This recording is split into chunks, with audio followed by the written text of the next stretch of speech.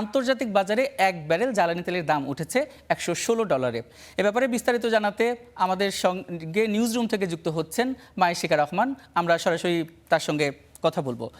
মাইশিকা, যেমনটা বলছিলাম, মধ্যপ্রাচ্যে যখন সংঘাত তৈরি হলো তখন কিন্তু একটু সম্ভাব্যই ছিল জ্বালানি সংকট তৈরি হবে। তো জ্বালানি সংকটটা আসলে কেন তৈরি হলো এবং জ্বালানির দাম কেন বেড়ে গেল সে ব্যাপারে আমাদের একটু বিস্তারিত জানাবেন। ধন্যবাদ ইবন। আমরা কিন্তু জানি যে বিশ্ববাজারে আজকে তেলের দামের কিন্তু ঊর্ধ্বমুখী প্রবণতা আমরা দেখতে পেয়েছি।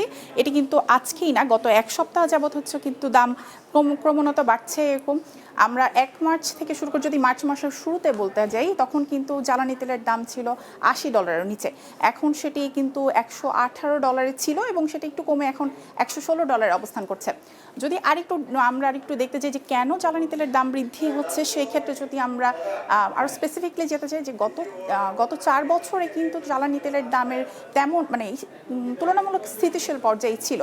কিন্তু এখন মধ্যপ্রাচ্যের এই উত্তেজনা বা ইরান, ইসরায়েল এবং যুক্তরাষ্ট্রের মধ্যে যে যুদ্ধ এবং সংঘাত, এর উত্তেজনার ফলে কিন্তু এই বিশ্ববাজারে জ্বালানি তেলের দামের একটি বড় ধরনের ঊর্ধ্বমুখী প্রবণতা আমরা দেখতে পাচ্ছি।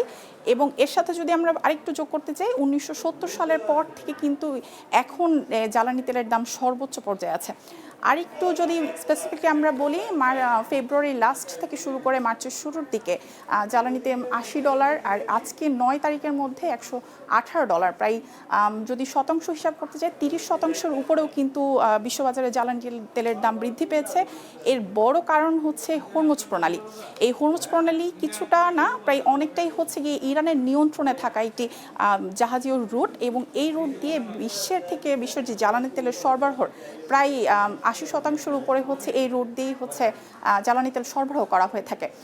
অপরিশোধিত তেল বা পরিশোধিত যেটাই আমরাই করতে চাই, সেই জ্বালানি তেলের সরবরাহ আসে এই হরমুজ প্রণালী থেকে।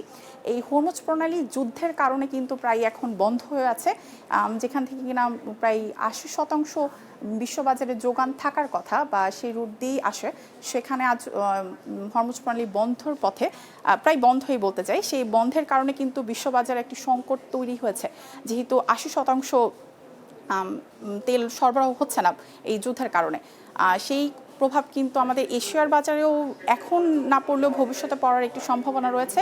এবং আমরা আরেকটু যদি বলতে চাই যে এর কারণে কিন্তু দাম বৃদ্ধি পেয়েছে। এছাড়াও কিন্তু 3 বছর আগে ইউক্রেন রাশিয়ার সামরিক অভিযানের ফলে কিন্তু তখন কিন্তু তেলের দাম একটু অস্থিতিশীল পর্যায়ে গিয়েছিল। তারপরে গত 3 বছর যাবৎ এখন 3 বছর যাবৎ স্থিতিশীল থাকার পরে আজ এই গত এক সপ্তাহ পর্যন্ত হচ্ছে তেলের দাম কিন্তু ক্রমান্বয়ে বাড়ছে আর কি।